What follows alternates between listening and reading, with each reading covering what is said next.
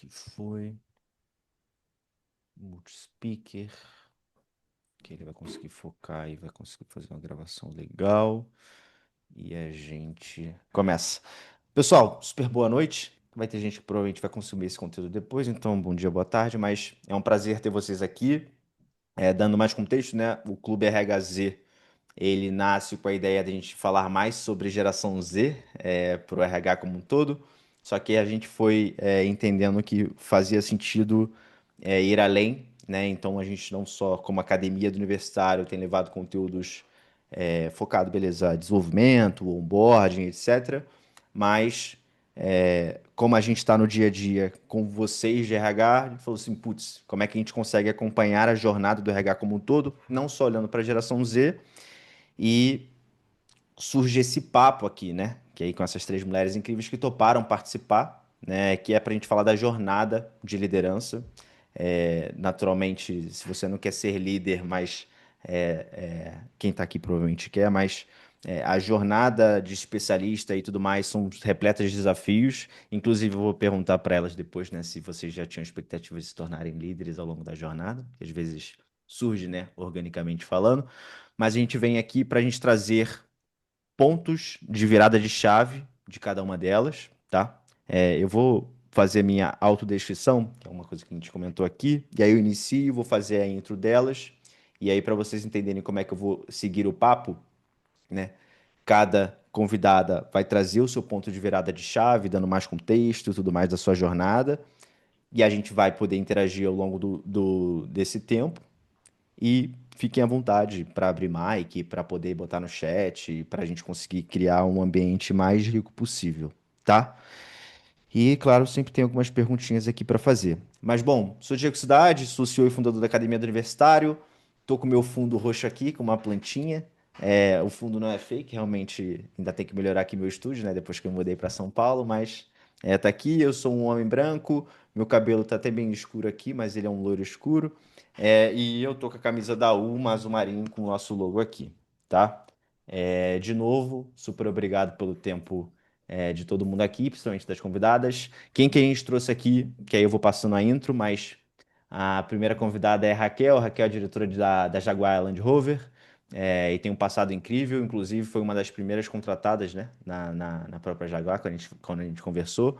Raquel, super obrigado, faz a sua intro, e aí eu pulo para Fê e depois para Madar. Então, primeiro, Diego, obrigada pelo convite. Estou super feliz de estar aqui com a Fernanda e com a Madá. Posso chamar Madá, né? Já que você Por favor. já abriu. Então, vou fazer minha autodescrição. Então, eu sou uma mulher de pele clara, tenho olhos verdes, estou usando uma caixa réu branca e uma blusa roxa, uma jaqueta roxa. Então, quem sou eu? Né? Eu sou mulher, sou a mãe do Pedro, um jovem de 20 anos, que é assim, a grande inspiração na minha vida. Tive a oportunidade de ser mãe solo, então fui mãe solteira, foi uma escolha, e hoje tenho bastante orgulho de toda a jornada que a gente construiu juntos. Ele está com 20 anos, morando em Unicamp, fazendo a universidade, feliz da vida. Então, bem legal ver os filhos crescerem. É, sou da geração, embora eu estou aqui no RHZ, sou da geração dos 50 mais, eu brinco que eu sou 50 mais legal, toda aquela oportunidade que eu tive de aprendizado, de vivência, faz com que eu tenha bastante orgulho da minha jornada e muito mais sabedoria e leveza, então eu estou bem mais legal agora, né? Tenho 36 anos de experiência em RH, construí minha carreira desde o início, eu brinco que eu tenho RH até no nome, então Raquel Henriques, e comecei lá na primeira área de RH em serviço social e fui dizendo sim para todas as oportunidades, tive o privilégio de participar do lançamento de grandes fábricas no Brasil, primeiro a Volkswagen Audi em São José dos Pinhais, depois a Ford em Camaçari, e na minha última experiência, que é onde eu estou hoje, há 12 anos, fui contratada, fui a primeira pessoa contratada no Brasil para a construção da fábrica da Jaguar Land Rover em Itatiaia. Então, desde escolher onde era o terreno, ver essa fábrica nascer, né? Então, eu estou aqui na liderança de RH, super orgulhosa e com muita história, né? Muita bagagem na mochila para compartilhar com vocês. Sensacional. Sensacional. Boa. Eu já. Aí a gente já entra no ponto de virada da Raquel, mas só para apresentar a Fernanda também. A Fernanda, ela é head da Helm aqui do Brasil. E é legal até você dar mais contexto do que é a Helm, ô Fernanda, por favor. E também, fora que tem um passado incrível, inclusive eu conheci a Fernanda, só de curiosidade, como super mentora. Ela participa do processo de ser mentora dos estagiários da U, né? E na época ela já tinha saído, acho que do Bradesco, né? Então, sensacional. E também é VP da BRH de São Paulo, né? Da regional da Berrini. Mas é o teu momento. Muito bem, obrigada aí, Diego e Raul, pelo convite. Um prazer estar com a Raquel, com a Madá, para a gente trocar um pouco aqui e conversar.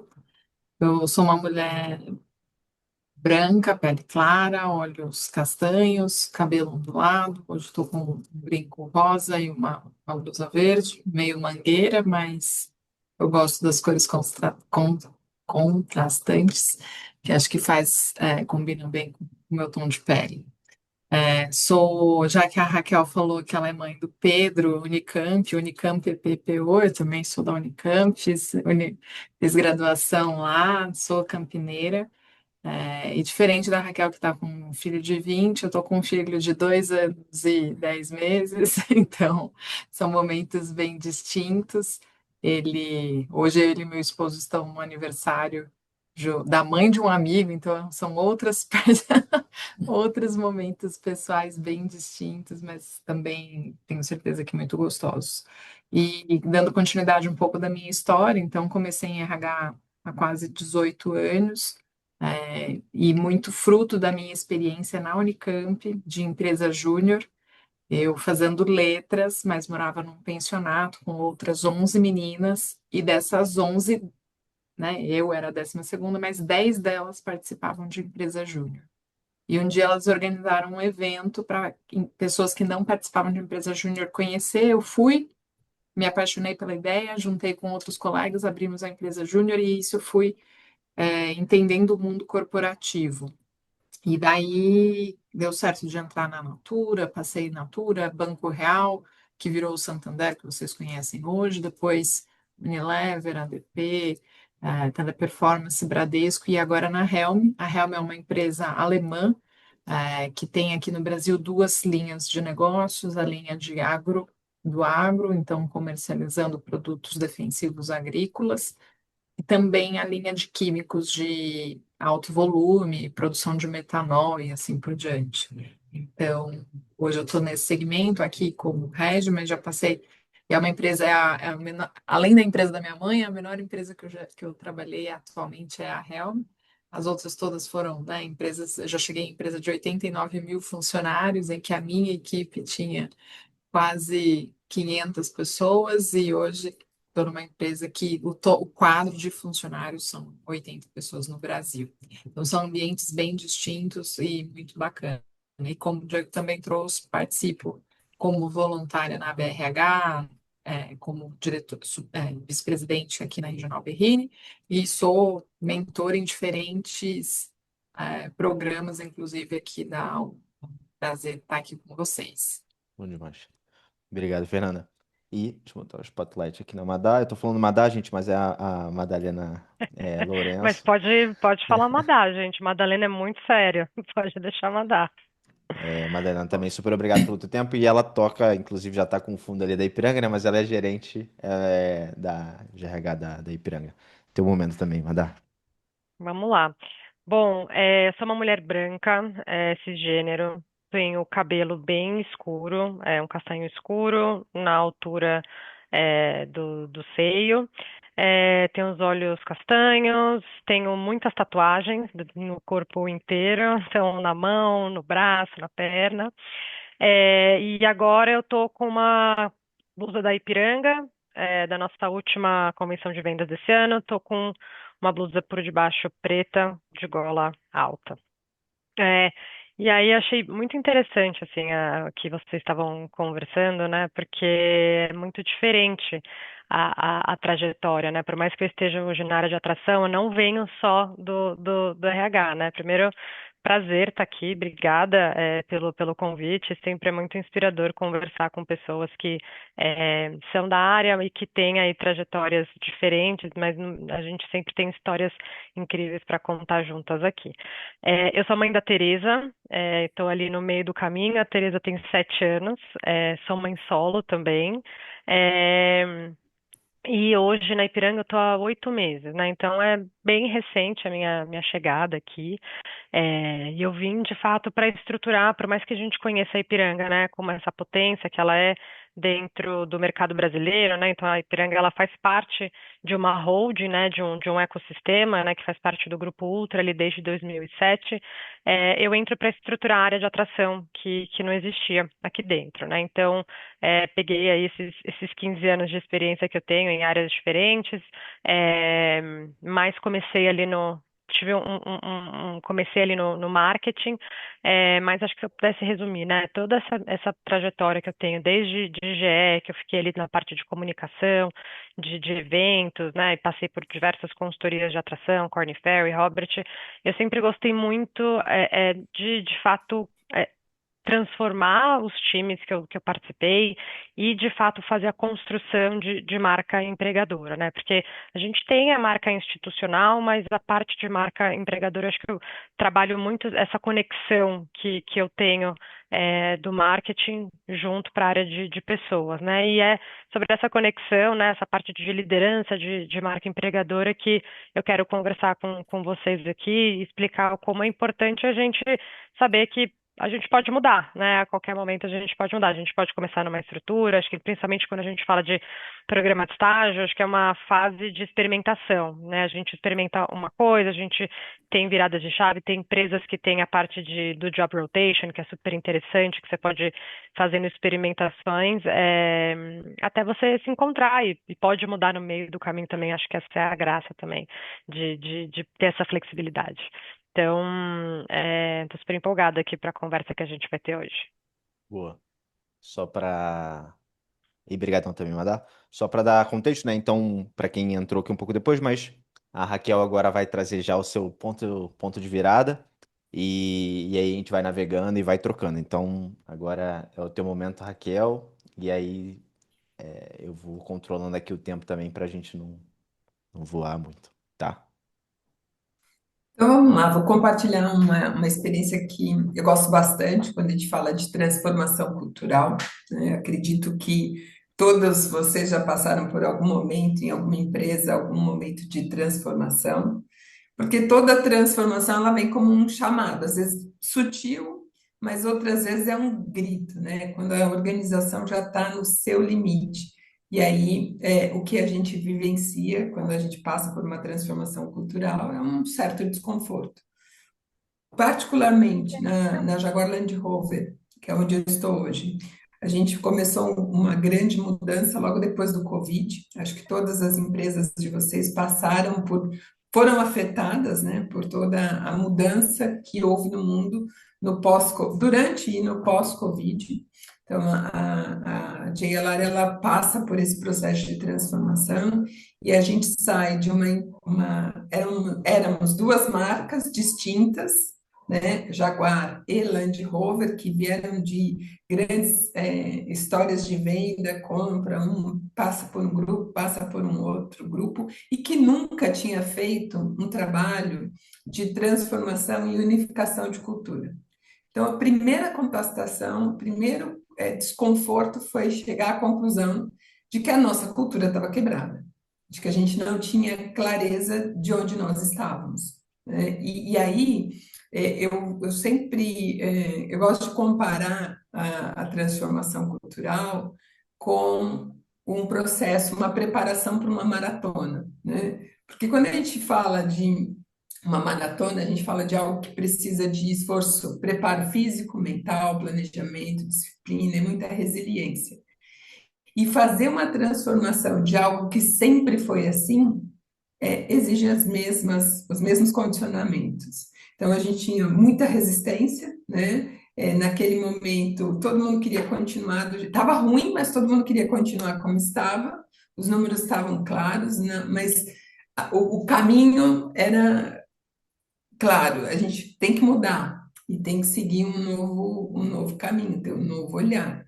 Para isso, né, grande foco foi em conseguir trabalhar a base, ao topo, né? Se a gente não transforma a organização através da liderança, a gente não consegue chegar na base. Então, o primeiro passo, globalmente, foi a gente conseguir ter um alinhamento que a nova cultura deveria nascer da alta liderança, né? A alta liderança tinha que fazer a mudança inicial. E isso deveria se refletir no dia a dia, porque mudar uma cultura exige tempo, exige consistência, existe liderança, né? Não é uma campanha de comunicação que você fala, mudamos a marca, agora o nosso propósito é esse, nossos valores são esses. Não, ela tem que ter ali uma mudança de comportamento sustentada. Então, as ações, elas deveriam ser muito claras, né? Para onde a gente está indo, o que nós queremos como organização e quais são os passos que nós vamos tomar para que essa mudança aconteça, né? Assim como numa maratona, a gente viveu os momentos de euforia, de exaustão, né?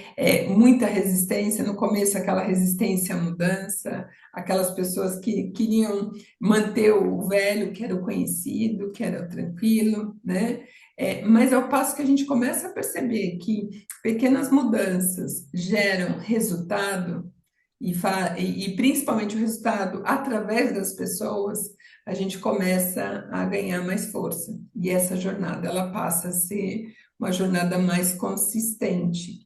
Então, eu vou trazer como é que isso foi aqui no Brasil, né? Como todas as grandes empresas, a gente tinha muito forte aquilo que a gente chama de silos ou feudos, né? Então, tem a diretoria comercial que responde para a diretoria comercial no Reino Unido, tem a diretoria de manufatura que responde para a diretoria de manufatura, o diretor financeiro para o diretor financeiro da área de manufatura.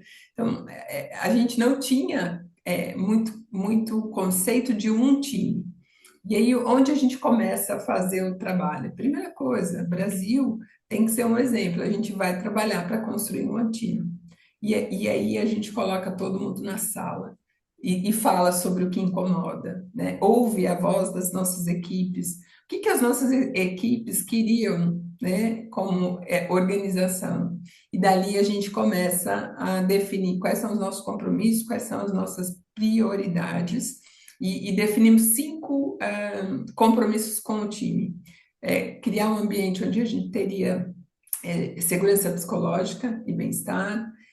Isso permitiria que a gente tivesse um time diverso, as pessoas pudessem ser elas mesmas.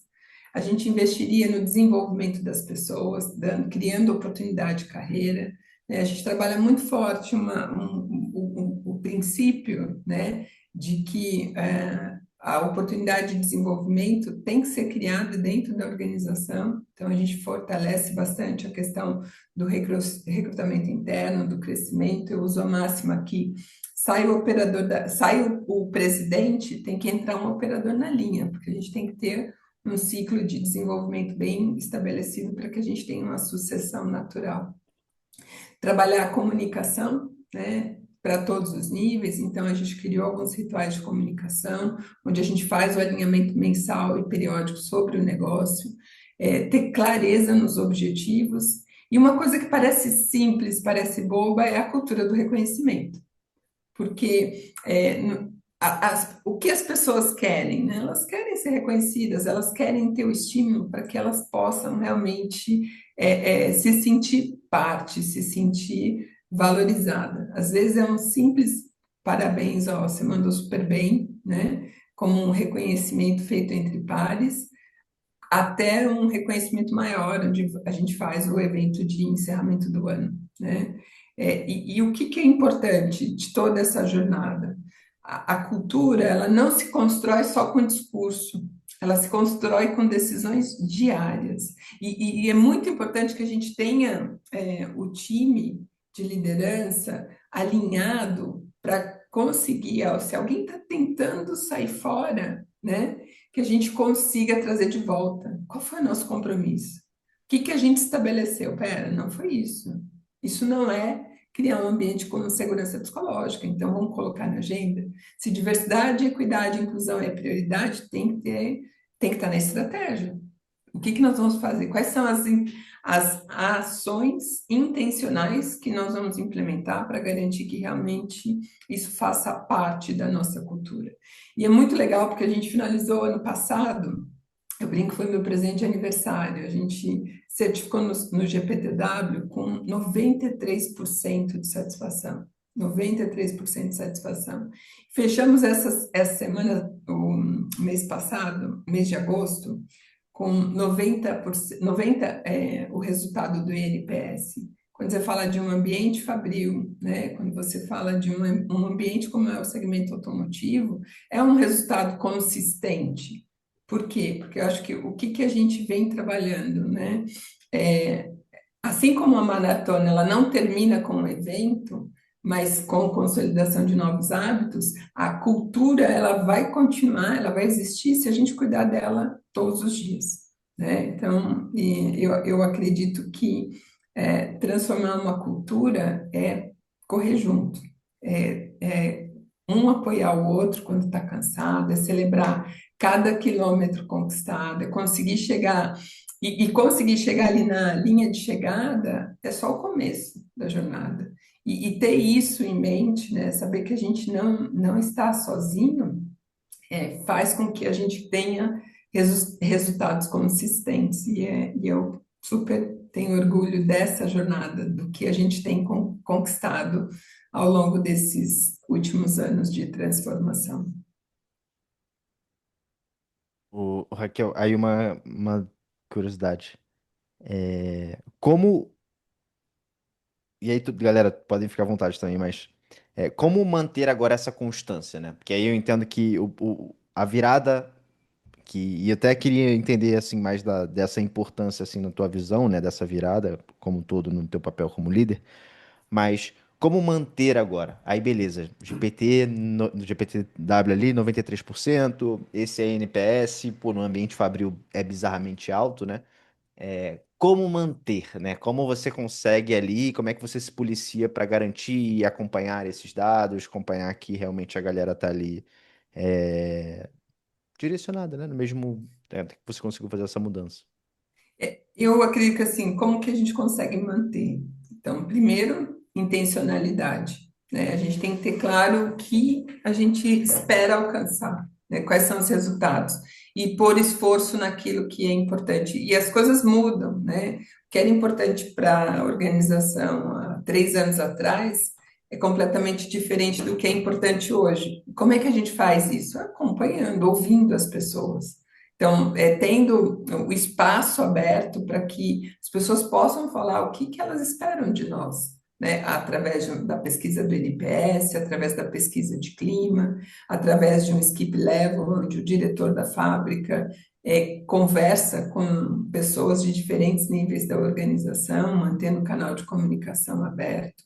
É através das práticas, né? Então, a gente tem algumas atividades que a gente tem, por exemplo, na fábrica, a gente tem o TIC, que é o Team Improvement Cycle, onde as equipes se reúnem e vão gerar ideias de melhoria para o ambiente no dia a dia. Então, como é que a gente potencializa isso? Dando para as pessoas os recursos para que elas possam crescer e aprender e conseguir criar a conexão, né? A conexão que faz com que elas sejam engajadas. Porque o que é engajamento?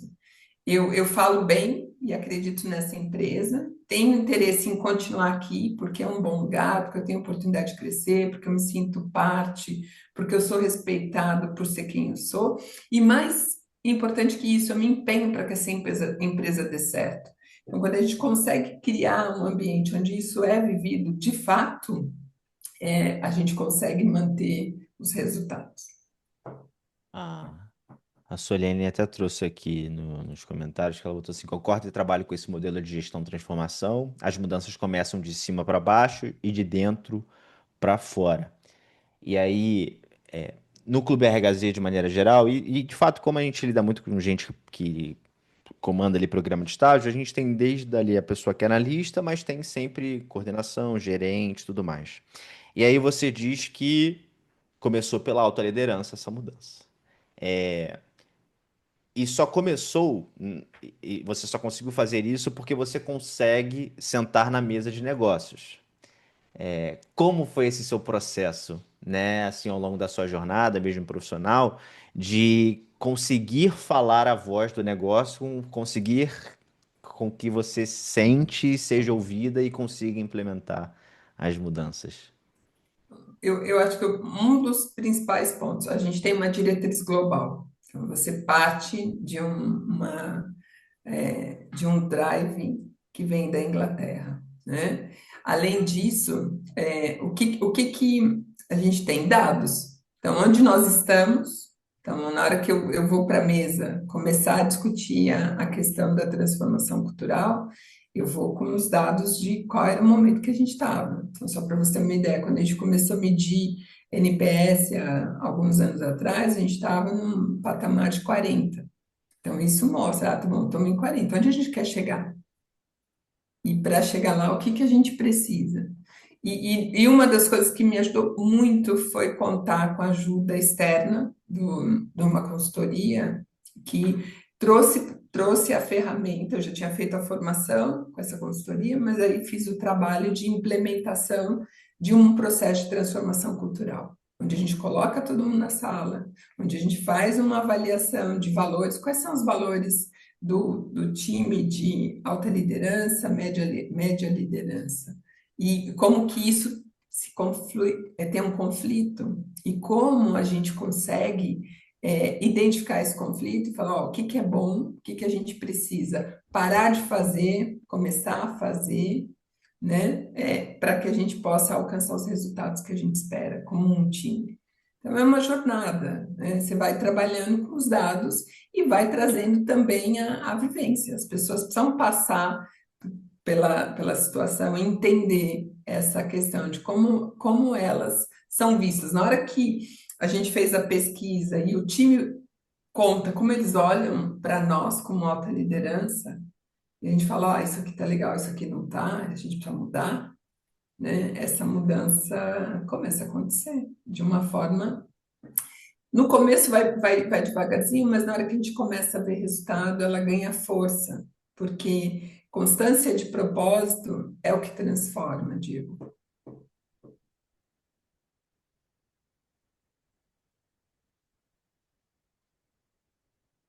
Eu acho que você tá no mudo, Diego. E com certeza está. Obrigado. Eu anotei aqui o constância de propósito, mas o Yuri fez uma pergunta, Raquel, que é o seguinte: Raquel, sua história é muito inspiradora. Qual o seu maior desafio como uma mulher em posição de liderança em um mercado de trabalho com predominância masculina? E uma segunda pergunta: como os homens podem contribuir como aliados? Com certeza, gente. Toda mulher já se sentiu preterida, né? Quando você está num ambiente masculino, eu tenho 36 anos em RH, mais de 25 no segmento automotivo. Então, é um segmento que te desafia todos os dias para você provar a sua capacidade, o seu valor. Como é que a gente se prova como mulher para se destacar nesse ambiente? Com resultado, com consistência, né? A hora que a gente faz entregas, a hora que você consegue, eu vou trazer um exemplo, ó, na época da pandemia, eu lembro que a gente tinha que fazer uma assembleia e uma votação para o acordo coletivo. Todo mundo em casa, como fazer isso? E aí eu pegar o operador da linha e pôr ele num Teams para ouvir a assembleia, depois votar de forma eletrônica, coisa que ele nunca tinha feito. Lembro quando eu apresentei a proposta para o diretor da fábrica, ele falou, você não vai conseguir. Falei, vamos tentar, né? 100% do time conectado, votação ocorreu, 99% de aprovação do acordo coletivo. Então, a hora que você consegue articular e se posicionar e fazer com que os resultados apareçam, você passa a ser reconhecida e respeitada.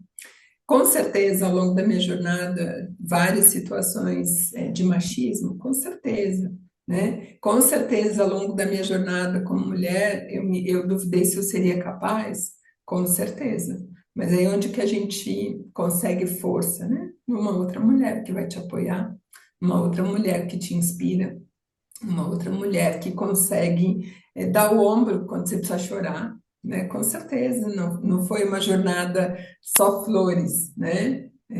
Teve os desafios. Isso que a Madá passa hoje, que eu passei, educar um filho sozinho, equacionar a carreira, né? Fazer essa escolha, gente, não é fácil, não é fácil.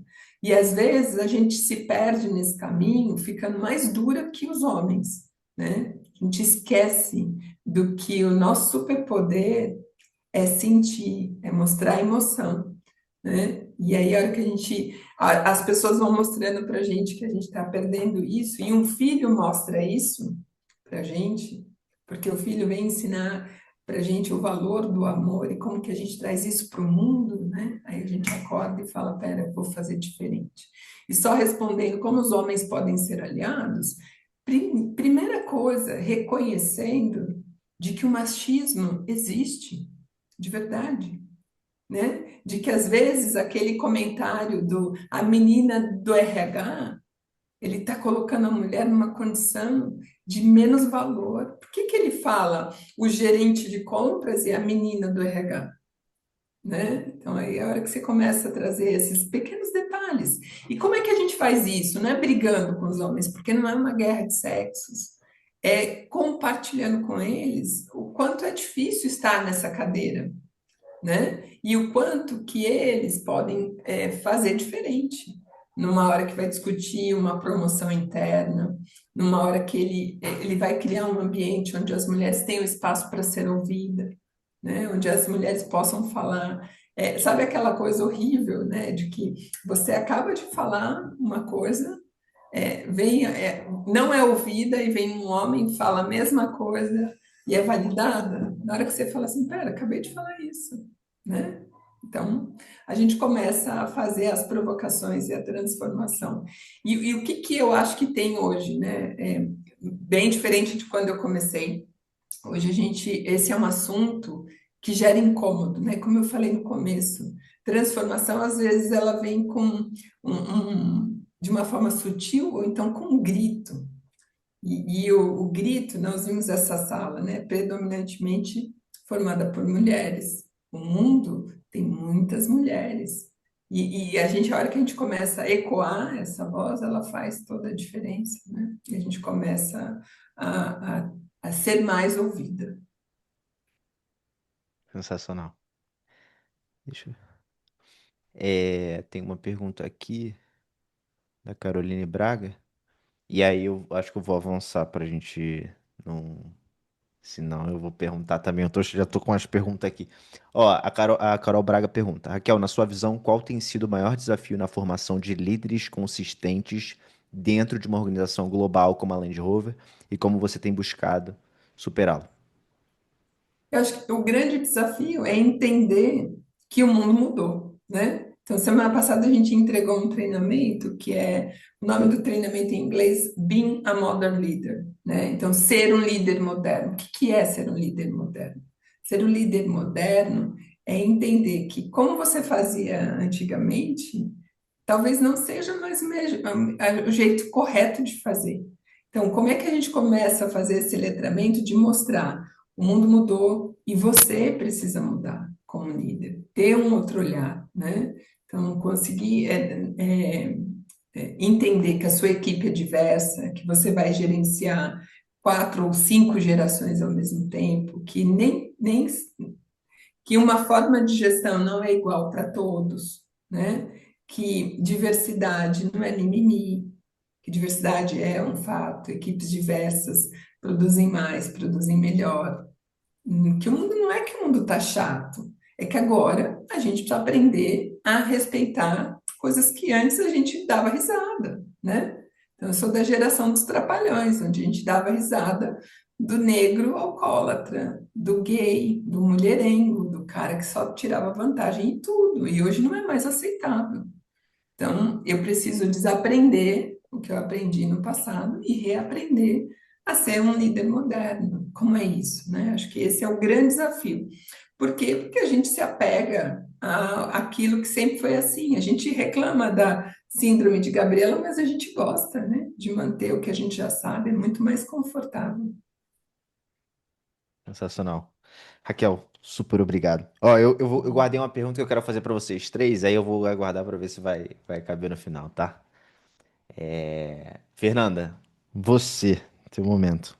E aí conta qual é o tema e é isso. Está o spotlight aqui. A Raquel trouxe a transformação organizacional, transformação cultural, e, e eu vejo que eu acabei vivendo muitas transformações ao longo da minha carreira e que parte dessa transformação e até o desenvolvimento da minha carreira veio em cima da curiosidade. Eu comecei falando na empresa júnior, fiquei curiosa, fui lá, mas ao mesmo tempo que eu fui entendendo e querendo ou aprendendo as coisas no dia a dia, descobrindo, eu fui me vendo uma pessoa com bastante facilidade em conduzir projetos de transformação. Então, a primeira grande transformação que eu vivi lá atrás foi a a transformação de estar na cadeira ali de trainee, parecido com o que a Madalena falou, tem job rotation, não, eu tinha job rotation, estava na minha primeira cadeira de job rotation e foi anunciada a compra, né, eu estava no Banco Real, a área de remuneração, e foi anunciada a compra pelo Santander, eu tive que estudar o modelo de remuneração do Santander, estudar o modelo de remuneração do Real, matching de cargos, entender um seguia Reis, o outro seguia Towers, então tudo era diferente. Para ter uma pimenta a mais, tinha o elemento que o Santander tinha acabado de comprar o Banespa, que era um banco aqui do estado de São Paulo. Então era um caldeirão de coisas e uma única certeza: programa de trainee, seu tempo nessa cadeira são 3 meses e ter 3 meses para fazer toda a apresentação e estudar tudo isso. E eu não tinha atuado antes em remuneração, eu já tinha atuado em treinamento e desenvolvimento e já tinha atuado em qualidade de vida e bem-estar. Então, para quem fez letras, foi um super desafio aprender muito e conduzir, mas acho que a questão da curiosidade e esse meu desejo de sempre estar aprendendo fez uma grande diferença de eu conseguir entregar um projeto e depois ir para outra área e essa curiosidade. E aí foi legal que tanto a Raquel quanto a Madalena falando um pouco aí das trajetórias delas, tem coisas que eu fiz no programa de trainee por uma conversa com uma mentora lá no programa de estágio ainda, que ela comentou, ela falou, olha, você é inteligente, você tem potencial de crescer na liderança e tal, mas tente conhecer muito das áreas de negócio antes de querer virar uma business partner ou uma líder de RH, uma número um. Porque se você não conhecer do negócio, você não vai ser ouvida. Então, acho que a Raquel trouxe um pouco disso, né? A menina do RH, como que a gente conversa. E a oportunidade que eu tive eu falo do trainee, mas acho que tem outros caminhos também, mas ali eu consegui ir para áreas de negócio bem críticas dentro do banco, e isso fez com que eu fosse criando uma visão mais clara do que é aquela cadeira, né? Então, eu fiquei 1 ano e meio rodando áreas. E aí, um ponto não igual, mas que conversa com a trajetória da Raquel, eu fui trabalhar um dos meus job rotations que eu escolhi, eu queria ir para uma área de negócios, né, de uma área comercial, e se possível no corporate, porque é a grande área, todos os meninos que fizeram economia e administração só queriam ir para essa área. Eu falei, eu preciso conhecer esse negócio, consegui entrar no corporate da financeira. Então, estava deixando de ser Imoré, ia passar a ser Santander Financiamentos. E quando eu fui conversar com o presidente dessa estrutura, é o Félix, ele está hoje no banco BMG, por sinal. E aí voltei a falar com ele esses dias atrás, enfim. E ele, legal, você fez letras? Quais idiomas que você fala? Falo inglês, falo espanhol. E na época eu estava com meu francês ainda bem, né, que eu estudei francês na faculdade. Ele, legal, acho que tem um projeto bom para você, vou pôr você lá para ficar acompanhando a Peugeot e Citroën. Eu, tá bom, Peugeot e Citroën, vamos lá. E tinha uma conexão da Peugeot Citroën com o banco. No fim do dia, o banco Peugeot Citroën era só o nome fantasia, por trás era Santander. Hoje não é mais assim, mas na época era. Resumo, tinha um gerente responsável nacional, esse cara não estava entregando, não estava fazendo nada. E, e aí, resumo, eu comecei a ir junto com ele, e aí um dia tinha uma reunião, eles discutindo um projeto, e eu olhei assim e falei, cara, mas você percebeu o que que eles falaram? Não, eu não entendo nada de francês. Eu falei, então, eles acabaram de falar que a gente é uns idiotas, não sei o quê, não sei o quê, não sei o quê. Aí, aí ele ficou meio assim, ele falou, não, calma, então vamos falar com... Aí foi chamar, né, o superintendente para participar da reunião. E aí eu, né, chamei no café, falei, ó, aconteceu isso, isso, isso. Ele falou, ó, próxima vez que falarem qualquer coisa, você pode responder. Eu, tá bom. Bom, resumo, os franceses, os clientes, começaram a me tratar de uma forma assim, tipo, porque imagina, eu tinha 22 anos, os caras tudo 50, 60, 70, tinha pessoas ali, né, tudo bem mais velhas que eu, e executivo com executivo, e a trainee ali, né, que, tipo, era a única mulher na sala. Bom, resumo, o gerente que estava cuidando não estava performando bem, eu fui ganhando uma confiança da equipe, né, da área cliente da Peugeot Citroën, virei gerente nacional da Peugeot Citroën no Brasil. Então, esse ambiente machista, Raquel, ou esse ambiente com muitos homens, para a gente ganhar um espaço é muito desafiador, mas você tem que mostrar que você tem o que aportar de alguma forma. Então, eu brinco que o francês abriu uma porta que eu nunca imaginei na minha carreira. Eu fiquei quase um ano como gerente nacional da área de negócios. Mas estou trazendo isso porque acho que a curiosidade de querer aprender um terceiro idioma me abriu uma porta de conhecer uma área comercial, fiz outros job rotations, mas tudo isso foi evoluindo. Depois eu saí de lá, fui para a área de sustentabilidadade, fui para a Unilever. Na Unilever fiz um grande projeto de transformação, que eram todos os terceirizados virarem funcionários, os repositores, 5.600 pessoas espalhadas pelo Brasil, as pessoas que põem os produtos na gôndola, como que você internaliza um cara, fala de EPI, fala que ele tem que fazer treinamento obrigatório, que ele tem que usar uniforme, o cara que estava fazendo isso há 5.000 anos, como que você garante essa integração à distância, o acompanhamento, o desenvolvimento de carreira, plano de carreira, muito parecido com o que a Raquel falou, a Unilever tem a mesma visão, né? Sai o presidente, tem que entrar alguém nas primeiras cadeiras. Como que você faz essa roda girar de uma pessoa que você nunca teve? A Unilever estava super acostumada com fábrica, né? Entra lá o operador, agora você está falando de um merchandiser. E daí a gente ir criando e metodologias, mas e isso foi me dando uma história ou uma carreira, uma trajetória de fazer diferentes projetos, de fazer diferentes entregas, que quando eu estava na ADP, eu entrei para ajudar a estruturar uma área de treinamento e desenvolvimento. E no final eu virei a grande pessoa de transformação da organização. Aqui, acho que alguém comentou no chat, agora eu me perdi. Estou tentando fazer as anotações, mas desculpa quem comentou aí, mas um pouco do ENPS e de algumas pesquisas. E na ADP a gente fez tinha a pesquisa de NPS, e numa das reuniões o presidente chegou e falou assim: olha, a gente vai contratar uma agência de comunicação para pôr uns folders para falar que tem que tratar melhor o cliente, porque olha o nosso NPS, aí não era ENPS, olha o nosso NPS, essa nota baixa era -42, o nosso Nossa. NPS, né? Então era uma nota assim, bem ruim. E aí acabou a reunião, ele ficou na sala fazendo algumas anotações. Eu falei, olha, ele falou assim: você quer participar? Eu falei, olha, eu quero, não quero só participar, eu quero entender o que que você quer com a agência de comunicação, porque você não vai mudar um NPS com atenda bem cliente, fazendo cartaz, tal. Ah, bom, resumo, ele falou, então assiste amanhã, vê o que que você vai que eu assisti, resumo, ele era uma agência falando de tipo, vamos dar brindes a cada 6 meses, fazendo algumas ações bem superficiais. Não cheguei a fazer um projeto tal qual a Raquel, de trazer uma consultoria, aplicar uma pesquisa e fazer tudo isso, mas eu fiz uma apresentação mostrando quais são os grandes elementos de cultura, e como que a pessoa muda o comportamento, baseado muito no que eu já tinha vivido das outras empresas. Ó, tem uma grande transformação. Será real, você vai virar Santander.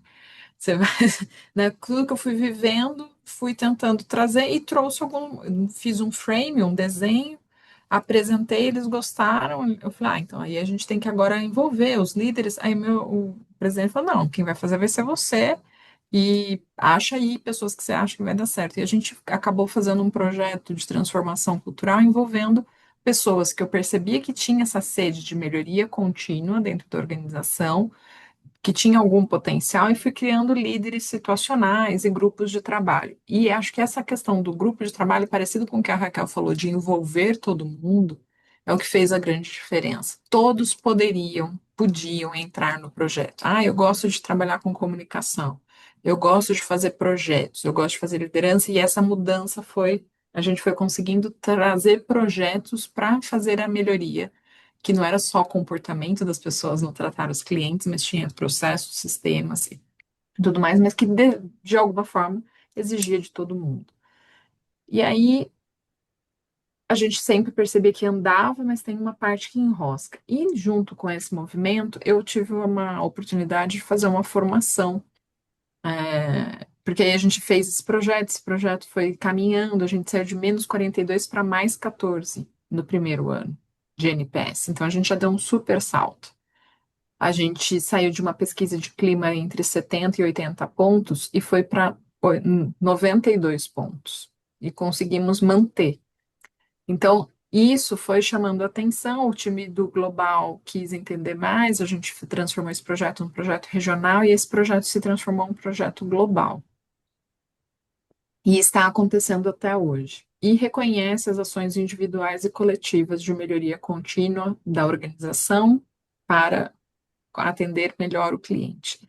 Mas nisso, globalmente, eles também estavam buscando fazer formações de desenvolvimento e eu fui convidada para passar 15 dias nos Estados Unidos, numa universidade, estudando sobre neurociência.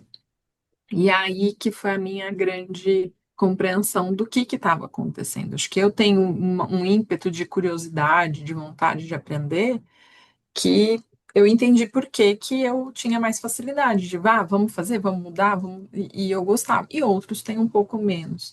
Mas essa questão de ter a flexibilidade ou ter muito claro por que que as pessoas não querem mudar foi uma coisa que, para mim, fez e tem feito muita diferença na hora que a gente vai fazer alguma conversa, na hora que a gente vai fazer algum ponto.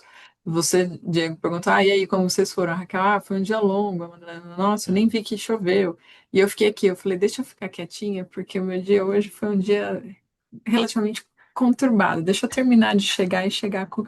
E deixa eu esvaziar o potinho para chegar aqui com outro pote com outras coisas. Porque teve conversas hoje que eu chegava e falava assim, a pessoa me trazendo uma situação, o gestor me trazendo uma situação, e eu falava assim, não, ele não está falando isso, né? Não aconteceu isso, isso não pode. A gente está falando de relação. Que maluquice é essa? Só que na hora que o gestor estava para terminar, ele falou, e também, e na hora que ele falou esse também, aí a minha vontade vai falar assim, tá, então acabou, vamos embora, pode ir embora, eu vou embora também, vamos todo mundo embora, porque, né, parecia que colocou a cereja do bolo de absurdos, né, que acontece. Mas aí essa questão da neurociência, acho que tem me ajudado e me ajudou hoje, por exemplo, nessa conversa, de mostrar um pouco do como que a gente precisa o tempo inteiro estar conectado para tentar entender que, nós continuamos sendo seres humanos, continuamos tendo os nossos desafios, temos a nossa inteligência e a racionalidade, mas o nosso automático está ligado 220% do tempo, né? Ele não desliga, a gente dormindo, o nosso cérebro está funcionando e é o automático. E o automático vai buscar a segurança, vai buscar a autodefesa, e isso faz com que a gente tenha os desafios. Então, como a gente entende a reação dos outros, como que a gente se prepara para a reação dos outros, se entende também para conseguir melhorar essa experiência como profissional de RH, e trazer, às vezes, os elementos que não são tão científicos no aspecto de dados quantitativos, porque isso a gente vai ter que fazer e a inteligência artificial cada vez mais vai trazer com mais facilidade para a gente tudo isso. Acho que a tecnologia tem facilitado a nossa vida com muita coisa. Mas a gente não pode esquecer que acho que o que vai continuar nos ajudando a agregar é conseguir fazer essas interpretações ou formações, fazer com que o gestor, como a Raquel trouxe, adorei o gestores, como que é? Gestores modernos, né? Eu fiz a formação de líderes, Be a modern be leader. modern, Being a mother leader. be a modern leader. Porque é isso, se você pensar há tempos atrás, a gente ia falar que o líder moderno ele ia ter que fazer as ferramentas, usar um toolkit. Hoje o líder na minha leitura, que quer ser um bom líder, ele tem que saber muito de comunicação, ele tem que saber muito traduzir estratégia, ele tem que saber muito conseguir fazer leitura de ambiente, de perceber tom de voz, de perceber se alguém que fala muito chegou quieto, ou alguém que fala ou que não fala nada tá falando muito. Cara, tudo isso são pequenos sinais que mostram que alguma coisa está acontecendo. Se esse gestor não estiver aprendendo essas coisas, muito do que ele faz, as tecnologias que estão chegando cada vez mais rápido vão ocupar o espaço. Então, acho que a gente, como RH, também tem isso. E para mim, a virada de chave para o meu dia a dia como RH, com líderes, com executivos, mas até no dia a dia, né, as meninas, como mãe, com tudo, como que a gente se. Eu tenho aprendido, demorei para entender a questão de neurociência, acho que o autoconhecimento, junto com a neurociência, são duas ferramentas que eu gosto muito de falar, mas o quanto que isso ajuda a gente a equilibrar e pôr as coisas com bom planejamento, com bom ferramentais na transformação.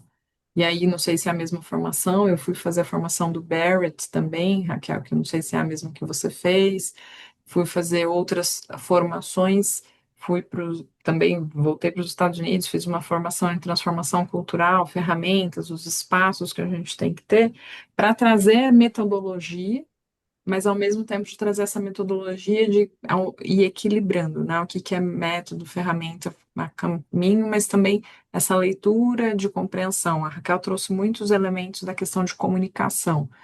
Escutar na pesquisa de clima, escutar nas pulses, escutar, mas as conversas, os dias a dias, eu brinco, quem dá bom dia para o porteiro, quem não dá, quem fala com a faxineira, quem não fala. São vários pequenos elementos que para alguns ambientes tudo bem não falar com a faxineira, para outros não, para outros é bem ofensivo. Então, a gente tem que entender qual é a cultura da organização, mas também entender qual é a cultura dessa posição. Então, para mim, acho que tem sido um pouco disso, assim, de perceber o quanto que a neurociência me ajudou, junto com o autoconhecimento, mas também essas experiências de, cara, tem que ter método, tem que ter. Não dá para ser só escuta empática, porque acho que a empatia a gente perde um pouco de credibilidade no negócio, né? Maneiro. Vou fazer uma que tem um mix aqui com o que o Yuri fez, aí eu passo para Madá e aí eu concentro as perguntas depois da Madá para vocês três, tá? Mas ele trouxe aqui uma perspectiva, e eu vou complementar, que ele perguntou assim, qual foi o seu maior desafio para se provar dentro desse mundo de exatas, né? Que aí a gente tem esse viés inconsciente ali que os homens que sabem que são exatos e as mulheres são mais emocionais, né? E aí eu queria te perguntar exatamente nesse link, né, complementar, porque letras, e aí, beleza, teve estágio, teve trainee, e aí você teve que cada vez mais se aprofundar em RH, né, como um todo, e você passou por negócios muito distintos, né? A gente falou de Unilever, a gente falou de Santander, aí tipo ADP. Então, como é que você foi se provando, mas muito como é que você foi se desenvolvendo? Como é que você foi assumindo essas posições e falou assim, putz, ó, preciso acelerar aqui agora, porque tem isso aqui que eu aprendi não vai encaixar aqui, e eu preciso acelerar o meu processo de desenvolvimento para poder aplicar. Bom, acho que eu vou começar pelo lado de humanas e no mundo de exatos e depois o desenvolvimento, né? É, acho que de humanas e exatas, esse é um mundo que eu particularmente tenho uma crítica, e eu posso falar porque eu sou da área também, então eu não sou só executiva, eu também sou professora, mas o mundo acadêmico e a nossa educação no Brasil, ela tem ainda buscado falar de educação, de ensino e não de aprendizagem.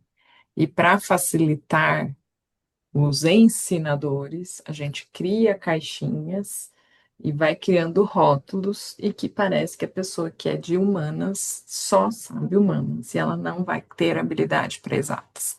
O dia que eu vivi o primeiro desafio, a primeira coisa que eu percebi quando eu estava na Natura e que eu tinha esse ímpeto de carreira corporativa, que estava dando certo, que eu estava sendo reconhecida, eu acelerei minha graduação, me formei em 3 anos e meio e entrei no MBA. Me apliquei para tudo quanto era MBA, consegui entrar na GV, tive que fazer várias provas, várias entrevistas para provar que o tempo que eu já tinha de empresa júnior, o tempo que eu tinha dado aula, para provar tempo de alguma coisa de estrada, eu era a pessoa mais jovem a entrar no MBA, mas eu queria ter um diploma que pudesse conversar. Então, acho que esse foi o primeiro. Eu falei, cara, hoje tem uma mentora minha que ela fala que é como que a gente tem o pedigree ou os broches, as estampas que vão abrindo porta. Então, tá bom, eu tenho uma Unicamp que abria a porta, mas letras não me abria a porta.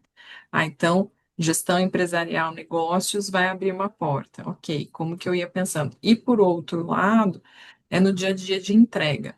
Um dos meus projetos que chamou mais atenção e que eu ganhei bastante relevância, eu desenhei um fluxo. Hoje eu tenho noção que é um fluxo, mas eu peguei literalmente e desenhei assim: se a gente fizer passo um, eu fui fazendo passo um, passo dois, passo três, passo quatro e mostrei para a gerente de tecnologia. E ela falou assim: você sabe que você acabou de desenhar um sistema, né? Eu falei: é. E aí eu fui fazendo algumas conversas com ela, e ela foi falando, aí eu falei, é aquele negócio que eu fiz quando eu estava na quarta, quinta série. A escola que eu estudei tinha programa de programação. Hoje eu sei que eu Nossa. aprendi a programar quando eu estava na quarta, quinta série. E aí, só que por eu gostar de ensinar, facilidade, eu era bolsista, então no meu ensino médio, no meu ensino fundamental e médio, eu fui bolsista nesse colégio. Então eu tinha que ajudar os alunos que tinham dificuldade, era uma forma de compensar a bolsa. Então, por isso que eu caí em letras, mas eu Entendi. tinha toda uma base lógica. Em letras, eu acabei estudando a formação de gramática. Você sabia que você tem que fazer cálculo um e 2 igual as engenharias, para fazer formação de gramática? Que tem toda uma Que matemática isso? por trás. É sério? Cálculo em dois? É sério. Que Então, loucura. então, tem umas coisas que a gente conhece pouco, né? Então, assim, como sociedade, a gente conhece pouco do que é a forma de aprender, porque da mesma forma que a Raquel trouxe os silos educacionais acabam fazendo com que, isso é de humanas, isso é de exatas, e não vê a interseccionalidades que existem. E isso acho que traz um preconceito. Então, acho que primeiro eu consegui resgatar o que estava na quinta série. O meu primeiro projeto de melhoria contínua, eu resgatei o que eu apresentei quando eu estava na terceira série. Terceira série é o quarto ano de hoje, com coisas que eu tinha visto lá sobre 5S, porque a escola que eu estava estudando tinha desejo de ser ISO 9000. E estamos falando de uma escola no interior do estado de São Paulo, não é? Não estamos falando de grande capital. Mas eu fui aprendendo. Então, acho que essa questão de reutilizar e tentar o tempo inteiro ver o que está na minha caixa de ferramentas e não ter medo de me expor. Então, eu sou extrovertida, sempre fui muito extrovertida. Atualmente, eu acho que eu tenho, conforme eu fui subindo de posição, eu não sou mais tão extrovertida quanto eu era, mas eu já era de tipo, escuto, eu já tinha minha opinião, eu já tinha falar. E isso abriu algumas portas, mas consegui também estruturar e trazer projetos, facilitou com que eu caminhasse. Aí você tinha falado de humanas e exatas, e a outra parte Não era do atrelada a esse machismo, né? Era isso? Era uma questão. do Yuri? É, de Acho que tem, como é que o Yuri você meio falou que um foi pouco aqui. se Ah, comprovando, né? Se provando como aí, Yuri, eu achei que eu já mulheres. estava super vacinada nesse mundo com muitos executivos, principalmente no mercado financeiro, é muito masculinizado. E eu trabalhei até 40 semanas e 2 dias de gestação, porque no 40 semanas, 2 dias, às 18h30, eu desliguei o computador, eu comecei a ter contração às 19h15, mas meu filho nasceu só no dia seguinte. Então, senão seria 40 semanas e 4 dias, entendeu? E durante esse processo de gestação, foi um processo em que o governo tinha acabado de mudar a lei, a gente estava começando a voltar pós-Covid e podendo liberar, mas tinha uma questão que grávidas tinham que fazer home office.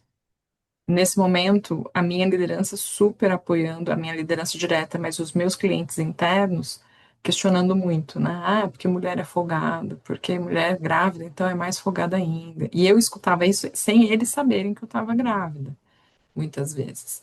E tive que lidar com situações de escutar muitos desaforos em alguns ambientes, das pessoas entenderem que gestação, entenderem que licença maternidade é uma folga da mulher.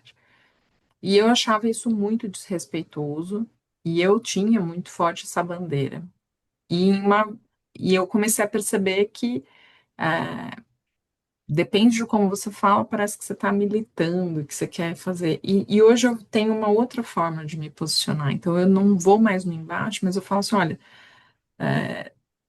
6 meses de licença, eu acho que é minimamente para o corpo tentar voltar no lugar, para o cérebro tentar conseguir se conectar, porque a gente vira bicho. Eu não sei como foi para a Raquel e para a Madalena, mas eu amamentei até os 2 anos e meio do meu filho. E, gente, é um negócio que demanda energia física, energia mental, tem várias coisas. Mas mais do que isso, é o que a gente está programando para o futuro. Você quer falar de programa de jovens talentos e vai trazer pessoas que ficaram o tempo inteiro só no tablet, ou que ficaram sendo cuidadas por babás, ou que você reclama que não sabe ler um livro, ou você reclama que não tem atenção, que só fica no celular. É o que essa criança que às vezes a gente está falando para a mãe que vai ter que trabalhar correndo vai ter de acesso. Não é todo mundo que vai conseguir ter uma super rede de apoio.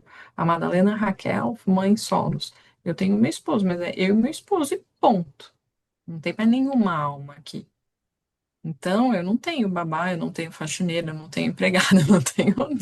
Sou eu, ele e meu filho. E fazer isso, e hoje eu tenho uma outra visão. Mas acho que o maior desafio nesse aspecto dos homens racionais ou não é como que a gente traz argumentos sem entrar no embate. Então, eu falei que eu sempre fui muito expansiva e muitas vezes eu acho que eu me errei em alguns momentos da minha carreira de entrar no embate, né? De alguém pegar e falar alguma coisa, tipo, você não sabe, você é mulher, porque você. E eu não entrar no confronto direto, mas de alguma forma tentar revidar ou continuar a discussão. E o episódio que mais acho que marcou a minha carreira até hoje foi um episódio que eu, bem, né, sei lá, 6 meses, um executivo pediu para eu participar da reunião com o número um da estrutura dele, para eu falar quais eram os riscos que aquele projeto que ele ia apresentar impactava, porque o chefe dele falou, eu quero tudo isso. E ele falou, cara, mas eu acho que não pode fazer. E eu tinha que entrar para falar quais eram os riscos. E aí ele falou, e tem um. E aí eu falei, olha, aí ele falava e me chamava e eu falava, tem esses riscos. Esse aqui tem esse. E o cara super se exaltou, o número um, né, desse executivo se exaltou e falou, porque você, e usou algumas palavras que eu não vou reproduzir, mas você é uma, e falou. Aí ficou aquele silêncio na sala, tinha 30 e poucas pessoas na sala, ficou aquele silêncio. Ele era o cargo mais alto e era uma empresa bem hierarquizada naquele momento, tem vivido transformação, mas era. E ficou aquele silêncio, eu respirei fundo, a minha vontade era de, tipo, dar um soco na cara do cara, porque ele me xingou, falou bobrinha, mas eu respirei fundo e falei, bom, boa tarde a todos, queria pedir desculpas, fulano, a minha ideia era só trazer quais eram os riscos relacionados a pessoas, riscos relacionados a modelo de pagamento, riscos sindicais, riscos trabalhistas. De alguma forma, eu tirei você do sério, não era meu objetivo, peço mil desculpas e vou pedir licença para sair para vocês conseguirem conduzir bem a reunião e vou pedir para fulana, sua secretária, um horário na sua agenda, porque eu quero saber mais a sua opinião sobre a minha pessoa e sobre o meu trabalho. E aí comecei a levantar para sair. Não, agora aí o cara ficou muito desconcertado, porque acho que eu tive uma presença de espírito assim Haja de inteligência falar desse emocional, né? jeito, e que ficou aquele climão. Mas são coisas que a gente tem que às vezes lidar. E hoje eu vejo e falo assim, ainda bem que eu fiz isso, ainda bem que eu falei desse jeito, que eu não fiquei engolindo e tal. Mas eu sei que para muita gente foi muito desrespeitoso ter falado. Mas eu falei, tá, e ser xingada não é desrespeitoso, né? Só porque o cara é um cargo alto. Então, acho que esse equilíbrio é um ponto. Então, tem o como se posicionar e fazer. E um outro ponto, Yuri, que infelizmente eu vejo muito forte, esse rosa e verde está aqui para vocês. Hoje eu estava no escritório de blazer e um brinco pequenininho, de salto alto, não com o meu All-Star rosa e verde também, que vocês não precisam vão ver aqui agora, porque eu também entendi que eu preciso fazer a mesma linguagem. Se o executivo está de terno, de blazer e tal, quanto que eu consigo também trazer uma imagem que converse.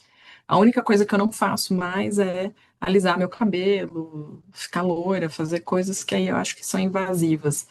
Mas o código que ele tem, qual que é o código invisível, eu tenho tentado fazer. E da mesma forma, se é uma pessoa que mostra muito Excel nas reuniões, eu vou levar conversas com Excel. Se é uma pessoa que vai no PowerPoint, eu vou no PowerPoint. Como que eu vou adaptando para estar mais conectada e mostrar que eu consigo falar as diferentes linguagens, tal qual, sem ficar trazendo esse ponto o tempo inteiro de mulher e tal. Sensacional. Fê, obrigado também. Aí, sobrando, eu já faço para vocês.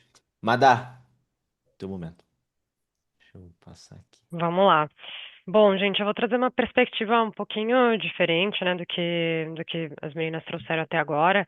E vou conectar para vocês, falar sobre liderança. Acho que foi uma das perguntas que o Diego fez ali no começo, né? Se a gente sempre teve essa vontade, eu sempre tive essa vontade.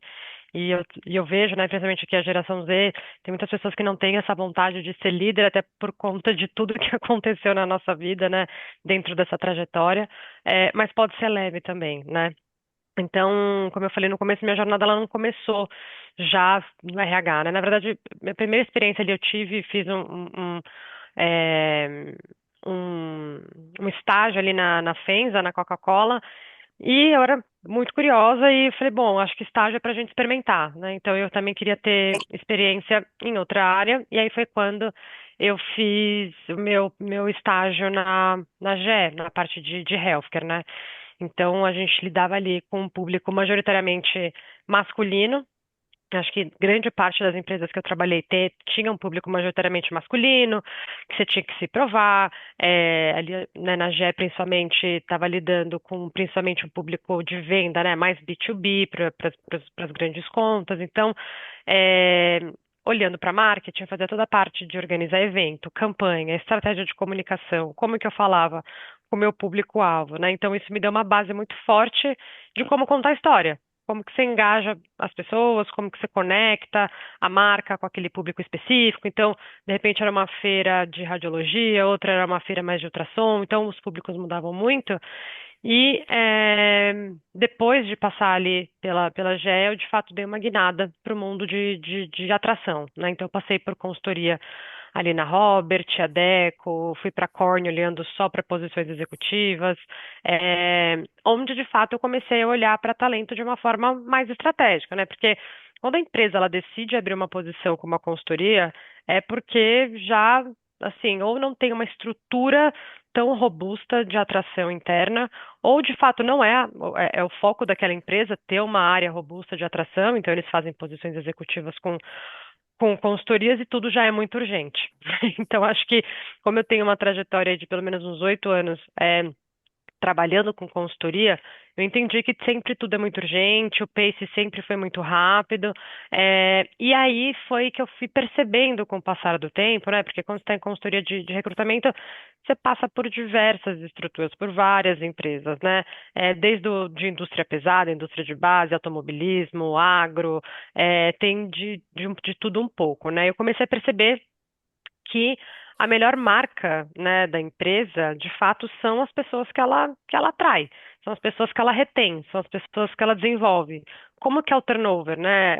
E aí a gente olhando aqui para programas de entrada, como que é aquele programa de estágio, né? Qual que é a taxa de efetivação? Qual que é a taxa de pessoas que saem no meio do projeto, né? Pessoas que aceitam de fato aquele convite e ficam e não trocam por uma outra posição de estágio que abriu em outra empresa, porque a gente sabe que abre tudo meio que no mesmo momento, né? Então, ao longo da minha carreira, eu fui liderando times também, quando a gente fala de virada, cada vez maiores, né? Então, comecei ali com 4 pessoas, 8, 10, e aí eu já tive pessoas, já tive 20 pessoas, principalmente na Kenvue, né? Quando teve o IPO ali da Johnson com a Kenvue, eu liderava uma equipe na América Latina, então tinha gente em diversos países, né? Então, desde a Sanofi, ali na Kenvue e agora na Ipiranga, sempre tive esse desafio de sair de um papel tático, de ser um tirador de pedido, né, de posição, para um papel estratégico. E eu gosto de inspirar minhas equipes para isso. Putz, entende um pouco mais do motivo por trás daquela posição, né? Vamos entender o negócio, vamos tá sempre inserido ali, de ser parceira do negócio, ser parceira do BP, pensar na digitalização, na diversidade, na sucessão. Então, por que que aquela vaga? Não é só uma vaga, né? Porque como é que está essa estrutura? Então, eu acho que dentro da nossa área de recursos humanos, né, principalmente, eu acho que está muito saturado. Então, se a gente não ser diferente, é muito fácil, né, a gente ser levado pelo dia a dia, pelo operacional, e a gente acabar esquecendo do porquê que a gente está ali. Eu sempre fui uma grande apaixonada ali pela parte de atração. Então, o porquê que está acontecendo aquele movimento, então, assim, como que o board está olhando, né? Então, o que que eles estão pensando para o desenvolvimento daquela estrutura, vai ter algum tipo de mudança, e a gente, como área de atração, sempre acaba sabendo de coisas confidenciais que muitas vezes as estruturas não podem saber. Eu acho que isso sempre me chamou muita atenção também, né?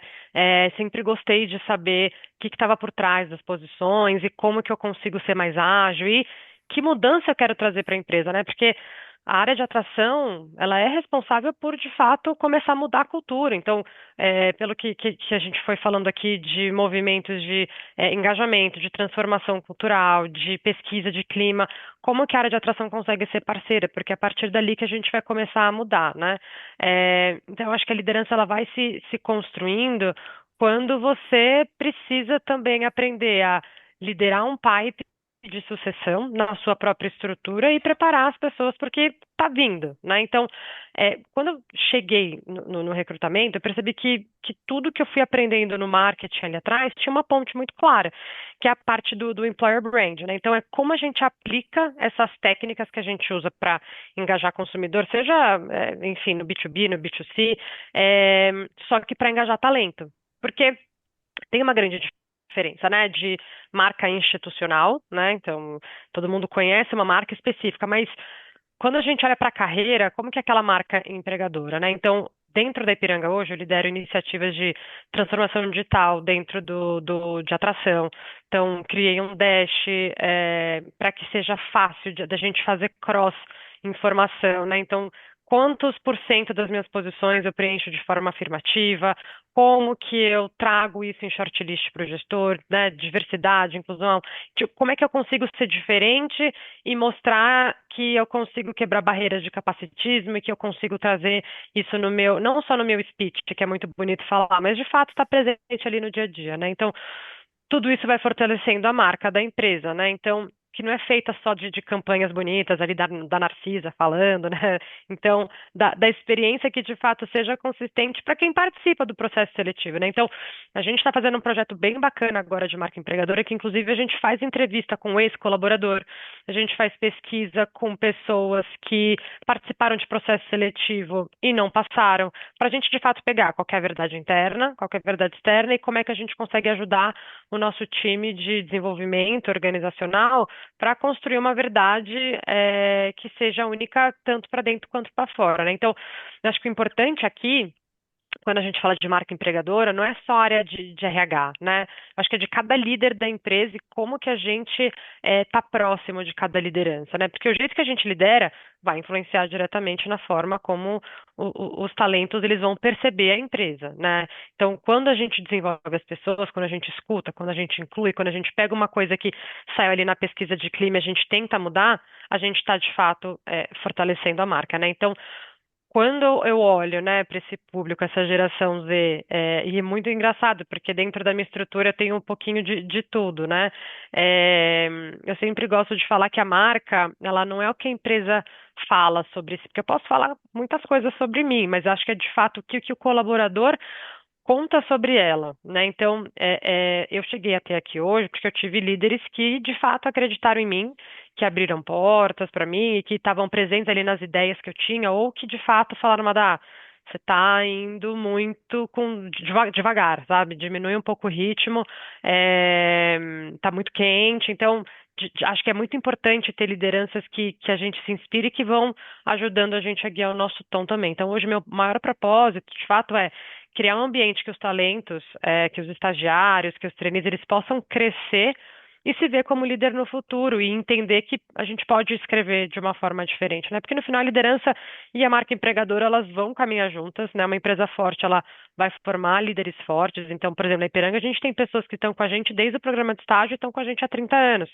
Mas eu também estou no movimento de mudança na Ipiranga que eu estou trazendo pessoas do mercado. Então, tem um mix ali até da gente conseguir inspirar as pessoas que estão chegando, mostrar para as pessoas que estão há mais tempo que a mudança para uma, né, para um bem maior, mas acho que é um pouco disso, assim, eu sempre gostei muito de trabalhar essa parte de liderança inspiradora e o que tem por detrás, né, e como a gente consegue, e um ponto que eu acho super importante que tem dentro da Ipiranga hoje, que me inspira muito, eu não vivi isso em outras empresas, é a ação de desenvolvimento. Então, por exemplo, hoje eu estou em atração, eu posso cobrir férias ou licença maternidade de alguém que é de tecnologia. Eu nunca trabalhei com tecnologia, mas eu tenho essa possibilidade de mudar de carreira, coisa que às vezes é difícil. Você está muito tempo numa área e o mercado não te dá abertura, né? Eu estou em atração há muito tempo e eu quero mudar para, não sei, quero ir para a área comercial. Então eu consigo fazer isso aqui. Então acho que quando as empresas estão ouvindo o mercado e trazendo projetos disruptivos, ela vai engajando cada vez mais, né? Essa galera mais nova a ficar, ter essa vontade de crescer, de fazer parte. Então acho que essa parte de inspiração para mim sempre foi muito importante. É isso. Eu tirei. Eu falei maneiríssimo. Madá, o Yuri trouxe um ponto que ele falou assim: você inclusive trabalhou em consultoria, né? Então você naturalmente trabalhou com diversas pessoas, diferentes projetos e tudo mais. Como é que você lidou com a síndrome da Mulher Maravilha na perspectiva de ter que dar conta de tudo, né? Eu acho que Ai, ele gente. até. E aí ele até provocou, a Fernanda até respondeu, mas também queria pegar nessa perspectiva de você falou, né? Mãe solo, durante a sua gestação. Traz um pouquinho dessa trajetória, assim, como é que você se controla para não pegar tudo, até porque você falou, tipo, o líder, inclusive, te dando feedback de vai devagar, como é que é essa relação? É complicada, porque eu acho que é um processo diário, né? Para quem é mãe, eu acho que independente da idade, eu tenho amigas que têm filhos de 35, de 20, então eu acho que cada fase é uma, mas é um processo diário, assim. Tem dias que eu acho que até minha própria equipe fala assim, hoje tá um pouco mais quente, hoje tá um pouco mais frio, então é uma coisa que eu tento trabalhar diariamente a minha temperatura, assim. Então, eu tive sempre uma grande ajuda, durante a minha gestação, um pouquinho ali depois também. É, então, a gente nunca vai conseguir fazer tudo 100%, gente. Vai ter um dia que você vai render muito mais no trabalho e vai ter dia que você vai falar, tô cumprindo a agenda, tô aqui só a carcaça, porque tem jeito, ninguém é mágico. Eu acho que essa cobrança às vezes reverbera na nossa saúde, assim, e não dá para deixar isso acontecer, né? Então, eu acho que a gente tem que saber equilibrar o que que a gente consegue fazer. Por exemplo, assim, a Ipiranga hoje trabalha no modelo de 4 por um. Eu chego super cedo porque eu preciso sair cedo para buscar minha filha na escola. Então, acho que cada um vai ter as suas questões, assim, e não, só sou eu, então não tem mais ninguém, né? Então, eu acho que essa parte de ser Mulher Maravilha é uma coisa que a gente tem que se provar mais do que os homens, isso é um fato, porque ninguém vai perguntar para o pai quem vai buscar o filho na escola, e você vê muito, né, até de políticas que tem dos pais que têm menos dias do que as mulheres, então eu acho que a gente, por si só, por nascer mulher, a gente já tem que se provar 3 vezes mais, né? Mas acho que o importante é você conseguir tentar o mínimo de equilíbrio, porque vai ter dia que você vai conseguir, vai ter dia que você não vai. E tá tudo bem também. Nada vai desmoronar por conta de um dia aqui ou uma semana que você não esteja bem. Bom, eu tenho uma pergunta que eu vou começar por você, Madá, que eu queria que vocês três respondessem. É, E aí também, galera, fique à vontade, só que a gente tá com o tempo já bem apertado. Por mim, eu fico aqui umas 3 horas, mas aí. É... Motivação pessoal para se tornar líder. Primeiro, né? Se vocês já tinham essa perspectiva de, putz, meu caminho é realmente a liderança.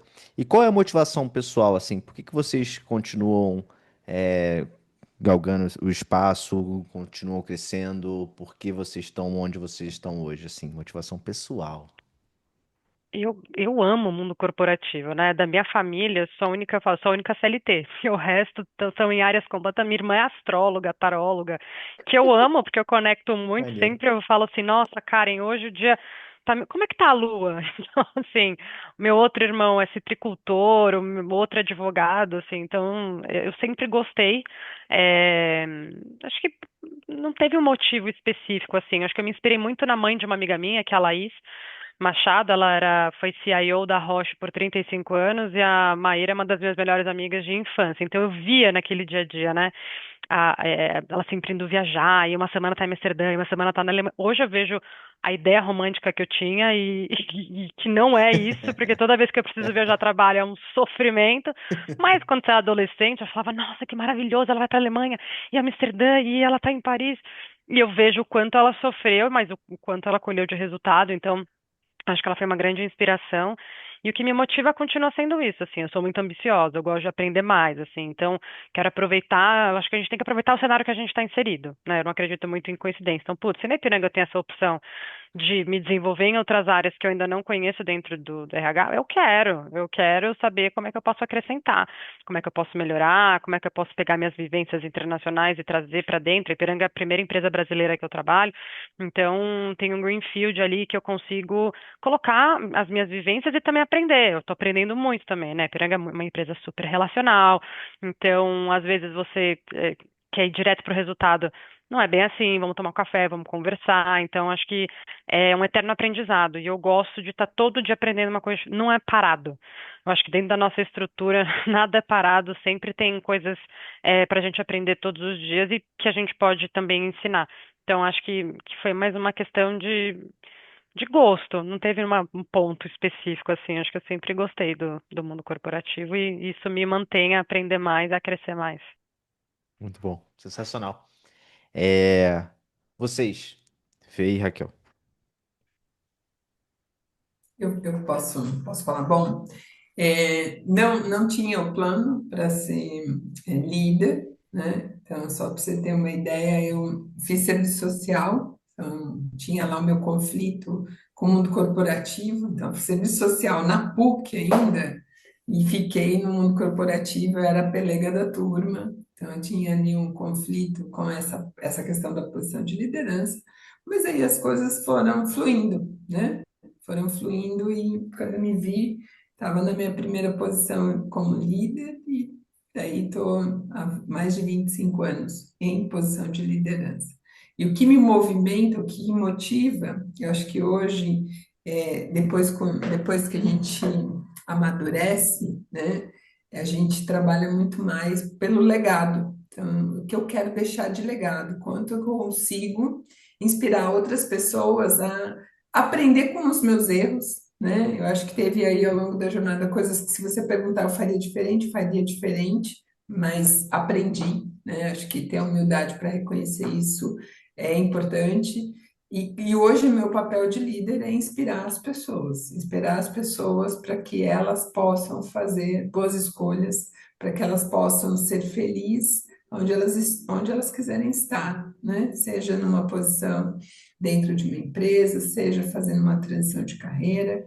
E eu tenho vivido isso não só no mundo corporativo, mas também como voluntária. Hoje eu sou voluntária em programas de mentoria para mulheres, onde eu Legal. consigo trabalhar exatamente quebrar um pouco, né, essa barreira que a gente coloca, que às vezes para a mulher ou você é isso ou você é aquilo, você não pode ser os dois, pode, você pode ser o que você quiser, né? E aí concordo total com a Madá, não vou ser perfeita, eu vou ser a melhor mãe que eu posso ser, e tá tudo bem, né? Eu vou esquecer que meu filho já está no terceiro ano e vou entrar na sala do segundo, vou comprar a lista do material errado, vai acontecer.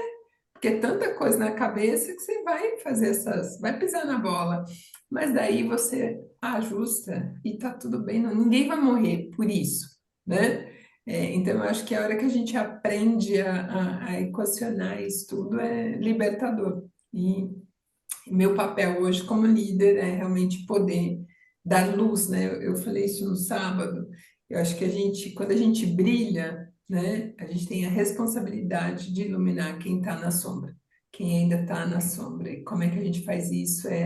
Ensinando, compartilhando experiência e dando espaço para que as pessoas possam crescer e florescer. Sensacional.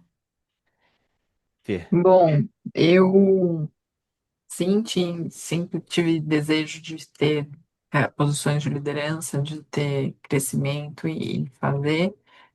Parte do que eu vivi na minha família, né? A Amanda trouxe a mãe da colega.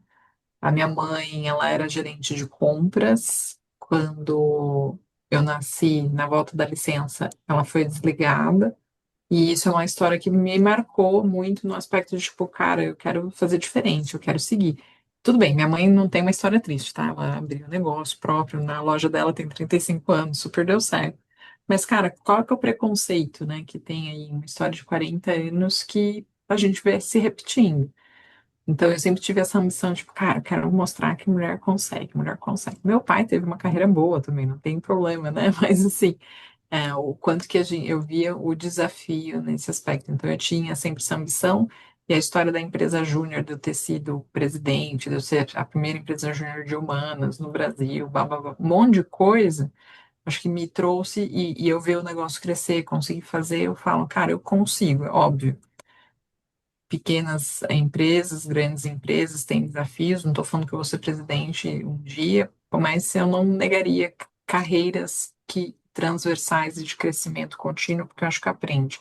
Parte até da pergunta que você fez lá atrás, eu acabei não respondendo, foi mudar de segmento, mudar de setores, é parte do que eu acredito que faz me desenvolver e conseguir conversar melhor com os executivos em qualquer momento e conseguir ter um repertório diferente, porque senão eu fico com o RH fazendo a mesma coisa no mesmo segmento, a gente aprende menos. Eu percebo que mudar de setor me ajuda no meu desenvolvimento contínuo. E a minha motivação pessoal, acho que eu vim para o mundo de RH porque dando aula eu via o quanto os pais pouco cuidavam dos filhos e pouco se preocupavam em realmente participar do desenvolvimento. Vim para as empresas e acho que mesmo assim, e aí vejo as pessoas super. Posso fazer todos os programas de desenvolvimento, posso fazer o Be a Modern Leader, pode fazer várias coisas, mas se isso não refletir na sociedade, como as pessoas estão educando seus filhos, como que a gente está procurando fazer. Minha empresa não tinha a licença estendida, consegui implementar, consegui negociar para que os pais façam home office por 6 meses. Eles têm 20 dias de licença, mas expandir. Como que estou levando rodas de conversa, de discussão sobre parentalidade consciente. Porque parte disso é o que eu acredito. Se a gente quer trazer diversidade, eu tenho que começar a falar de diversidade dentro de casa, na estrutura familiar que aquela pessoa tiver. Se é mãe solo, pai solo, se é. Não interessa, mas a gente precisa pensar em como eu estou impactando pequenos grupos sociais para a gente conseguir fazer esse mundo melhor. Acho que essa é uma visão que eu tenho, mas também a questão parecida com a Raquel, eu faço os programas de mentoria porque eu acredito nisso. Eu preciso pôr meu tempo e energia para ajudar outras pessoas a terem seus planos de carreira além das empresas. Qual é o meu plano? Como que eu me desenvolvo? Qual que é o meu plano A? Qual que é o meu plano B? Uma história engraçada, mas que eu sempre pensei, eu preciso ter um plano B. Plano B na faculdade, eu vendia doce e dava aula. Depois eu comecei a vender Natura. Vendi Natura durante 20 anos, gente. 20 anos, tô velha, mas 20 anos eu, além disso, fazia. Fazer outras atividades, né? Atualmente eu estou há quase 10 anos dando aula e sendo executiva de RH.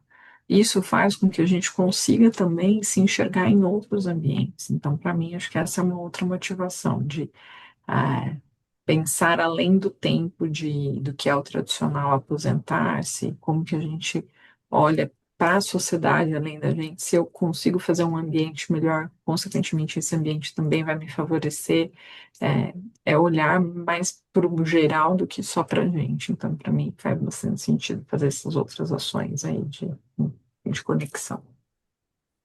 Gente, com dor no coração, eu digo que estamos indo para os finais. Assim, aí, deixa eu só tirar aqui o spotlight. Tô muito feliz, assim, com o resultado do papo. As histórias de vocês são sensacionais, é muito legal. E eu fiquei muito feliz com o quão profundo e vulnerável o papo foi. Eu acho que essa parte foi muito legal, assim, as histórias de vocês uma realidade nua e crua.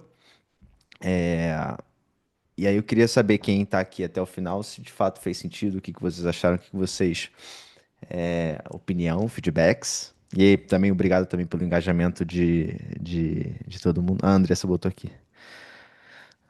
Maneiríssimo, Andressa. E obrigado também pela presença. É, maneiro, maneiro. De verdade, tô muito feliz. Super obrigado, Raquel, Madá, Fernanda, pela disponibilidade, pela profundidade, assim, da conversa. Eu falo de dor de coração porque eu tenho um monte de pergunta aqui, eu não vou conseguir fazer. E aí eu vou deixar a mensagem de vocês final, antes eu só dar um contexto, né? Como eu falei, o Clube RHZ faz parte da U para realmente a gente conseguir falar com RHs, não só sobre a geração Z, mas também sobre uma perspectiva geral, como que a gente fez aqui, de trazer histórias de líderes.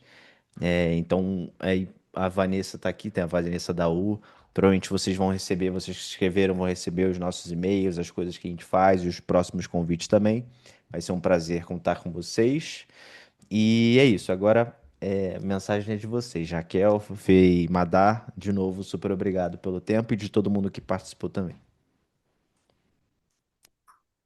Então, eu comecei e vou terminar falando primeiro. Então, eu adorei conhecer a Fernanda e a Madá, e com certeza a gente pode se conectar e continuar trocando, muito legal.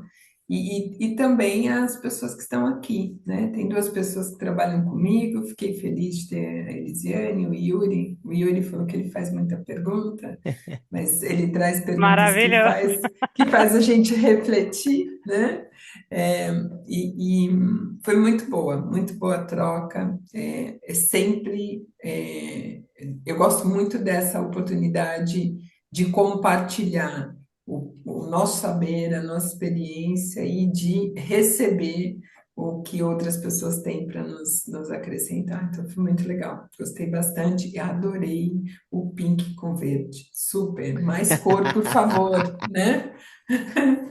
O mundo cinza é muito chato, Fernanda. Eu acho que a questão de cor e tudo mais, né? É engraçado que eu olho as minhas fotos de quando eu tinha 15 anos, de quando estava no começo da faculdade. A gente encontrou, essas 11 meninas do pensionato, a gente se encontrou faz um mês e meio, ficamos o final de semana juntas numa casa com as famílias, foi outra experiência. E elas, ai, que saudade. Eu falei, gente, eu não tenho saudade, porque acho que o quanto que eu me conheço hoje e o quanto de segurança que eu tenho faz eu usar as cores e ter, não as cores, mas tudo que a gente faz, mas como que a gente faz com intencionalidade e segurança, né? Então, acho que esse também é um ponto. Mas aí, Diego, Aú, toda a equipe, super obrigada pelo tempo, pela oportunidade, a todos que ficaram aqui e trocaram com a gente, né? Enfim, fico muito feliz de conseguir, de alguma forma, trocar e aprender. Adorei conhecer mais a Raquel, já tinha assistido a Raquel em painéis, mas dá prazer que possamos trocar.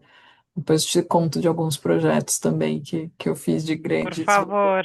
transformação, porque acho que você está com um bom desafio aí também. Super, super.